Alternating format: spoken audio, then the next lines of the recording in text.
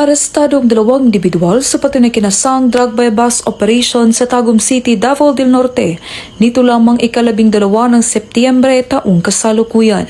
Kinilala ni Police Major Maynard D. Pascual, hepe ng Regional Police Drug Enforcement Unit 11 na suspect na sina alias Brad, 28 taong gulang, na dating miyembro ng 68th Infantry Battalion Philippine Army na pawang residente ng San Isidro, Davao del Norte, at tinaguri ang top 4 regional level high value individual at alias Tata, 24 taong gulang, walang trabaho, na pawang residente ng Asuncion, Davao del Norte.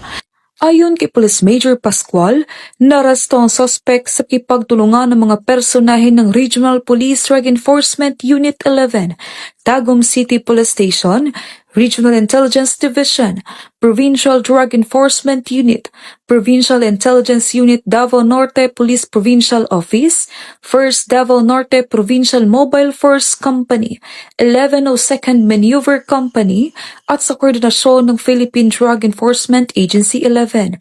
Dagdag pa ni Police Major Pascual na recover mula sa suspect ang 40 gramo ng hinalang shabu, isang keypad phone, coin purse, blue sling bag at baybas money na ginamit sa operasyon. Kasalikuyang nasa kustodiya ang suspect upang dumaan sa tamang disposisyon at maharap sa kasong paglabag sa RA 9165 o ang Comprehensive Dangerous Drugs Act of 2002. Samantala, ang laban kontra kriminalidad ay patuloy na pinapaigting ng Police Regional Office 11 sa pamumuno ni Acting Regional Director, Police Brigadier General Joseph R. Argiles, alinsunod sa kampanya ng Bagong Pilipinas na panatilihin ang kapayapaan at kayusan tungo sa pagsulong ng bansa. Mula dito sa Police Regional Office 11, ako yung PNN Correspondent Patrolwoman Queenie Babes Arindain, alagad ng batas, taga-taguyod ng Balitang Pulis.